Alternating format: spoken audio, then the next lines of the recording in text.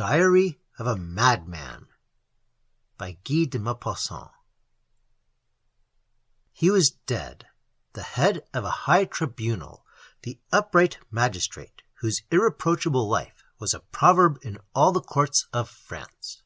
Advocates, young councillors, judges had greeted him at sight of his large, thin, pale face, lighted up by two sparkling, deep-set eyes, bowing low in token of respect. He had passed his life in pursuing crime and in protecting the weak. Swindlers and murderers had no more redoubtable enemy, for he seemed to read the most secret thoughts of their minds. He was dead now, at the age of 82, honored by the homage and followed by the regrets of a whole people.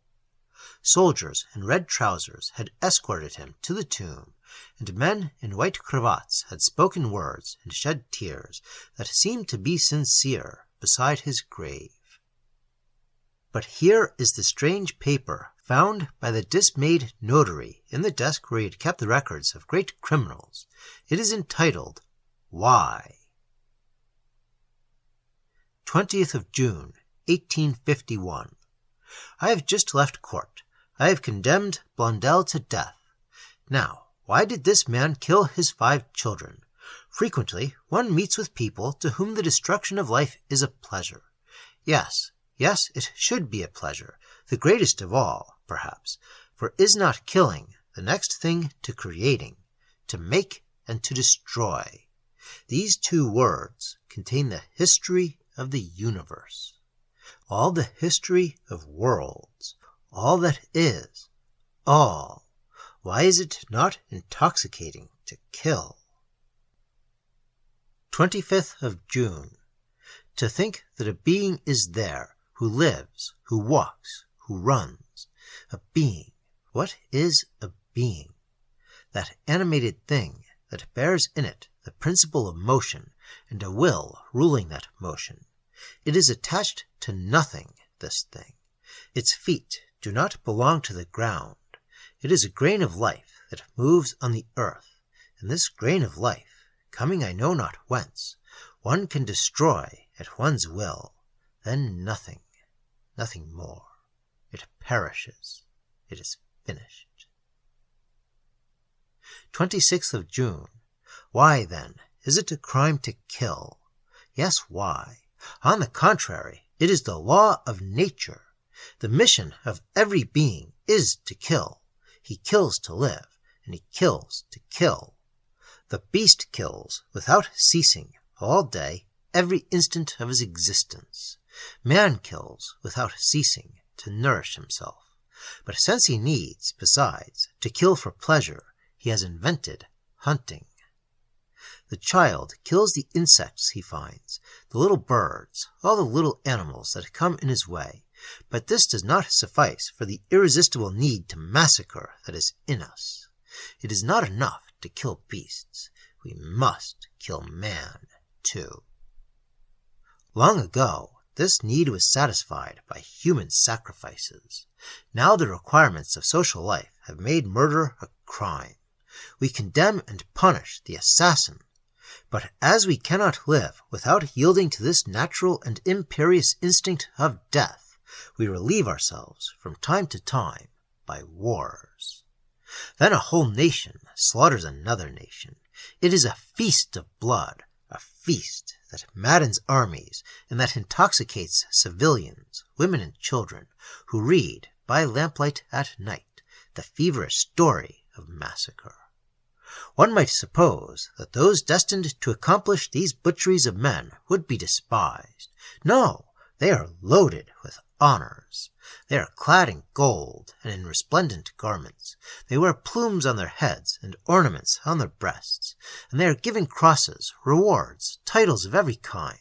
They are proud, respected, loved by women, cheered by the crowd, solely because their mission is to shed human blood.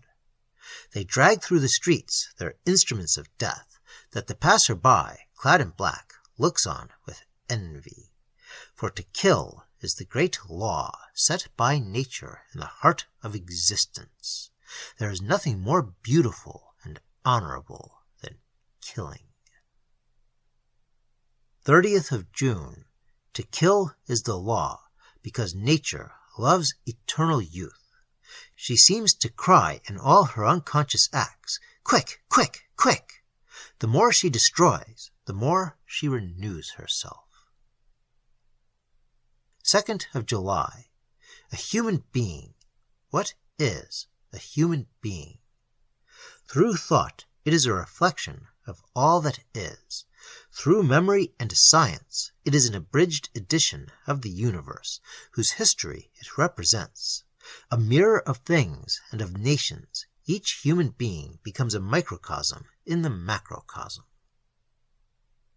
3rd of July. It must be a pleasure, unique and full of zest, to kill. To have there before one the living, thinking being. To make therein a little hole, nothing but a little hole, to see that red thing flow, which is the blood, which makes life, and to have before one only a heap of limp flesh, cold, inert, void of thought. 5th of August.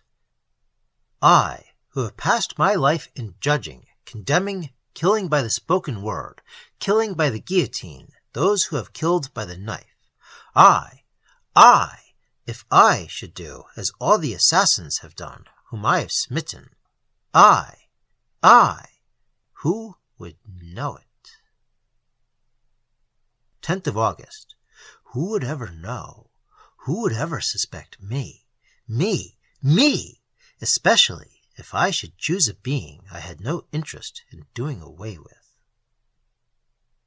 15th of August. The temptation has come to me. It pervades my whole being. My hands tremble with the desire to kill. 22nd of August. I could resist no longer.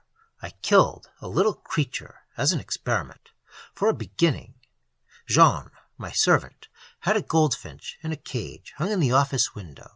I sent him on an errand, and I took the little bird in my hand where I felt its heart beat. It was warm. I went up to my room. From time to time, I squeezed it tighter. Its heart beat faster. This was atrocious and delicious. I was near choking it, but I could not see the blood. Then I took scissors, short nail scissors, and I cut its throat with 3 slits, quite gently. It opened its bill. It struggled to escape me, but I held it. Oh, I held it. I could have held a mad dog, and I saw the blood trickle. And then I did as assassins do, real ones. I washed the scissors. I washed my hands. I sprinkled water and took the body, the corpse, to the garden to hide it. I buried it under a strawberry plant. It will never be found. Every day I shall eat a strawberry from that plant. How one can enjoy life when one knows how. My servant cried. He thought his bird flown. How could he suspect me? Ha ha. 25th of August. I must kill a man. I must. 30th of August. It is done. But what a little thing. I had gone for a walk in the forest of Verne. I was thinking of nothing, literally nothing. A child was in the road, a little child, eating a slice of bread and butter. He stops to see me pass and says, "Good day, Mr. President." And the thought enters my head, shall I kill him? I answer, "You alone, my boy?" "Yes, sir." "All alone, in the wood?" "Yes, sir." The wish to kill him intoxicated me like wine. I approached him quite softly, persuaded that he was going to run away. And suddenly I seized him by the throat. He looked at me with terror in his eyes. Such eyes. He held my wrists in his little hands, and his body writhed like a feather over the fire. Then he moved no more. I threw the body in the ditch, and some weeds on top of it. I returned home and dined well. What a little thing it was! In the evening I was very gay, light, rejuvenated. I passed the evening at the Prefet's. They found me witty, but I have not seen blood. I am tranquil. 31st of August. The body's been discovered. They are hunting for the assassin. Ha ha! 1st of September. 2 tramps have been arrested. Proofs are lacking. 2nd of September. The parents have been to see me. They wept. Ha ha! 6th of October. Nothing has been discovered. Some strolling vagabond must have done the deed. Ha ha! If I had seen the blood flow, it seemed to me I should be tranquil now. The desire to kill is in my blood. It is like the passion of youth at 20. 20th of October. Yet another.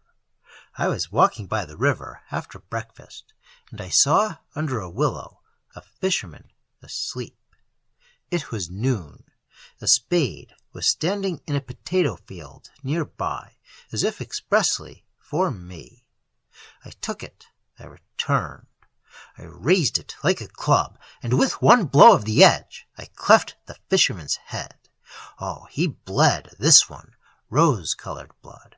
It flowed into the water quite gently, and I went away with a grave step. If I had been seen, I should have made an excellent assassin. 25th of October. The affair of the fisherman makes a great stir. His nephew, who fished with him, is charged with the murder. 26th of October. The examining magistrate affirms that the nephew is guilty. Everybody in town believes it. 27th of October. The nephew makes a very poor witness. He had gone to the village to buy bread and cheese, he declared. He swore that his uncle had been killed in his absence. Who would believe him? 28th of October. The nephew has all but confessed. They have badgered him so. Ha ha! Justice!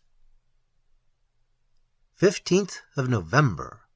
There are overwhelming proofs against the nephew, who is his uncle's heir. I shall preside at the sessions. 25th of January. To death! To death! To death! I have had him condemned to death. Ha ha!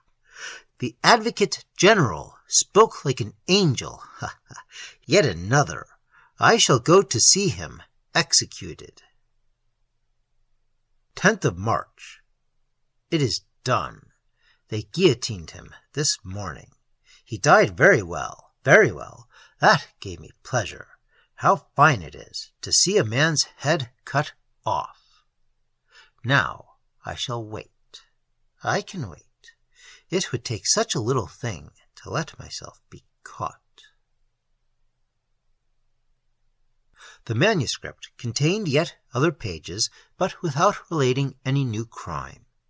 Alienist physicians to whom the awful story has been submitted declare that there are in the world many undiscovered madmen as adroit and as much to be feared as this monstrous lunatic.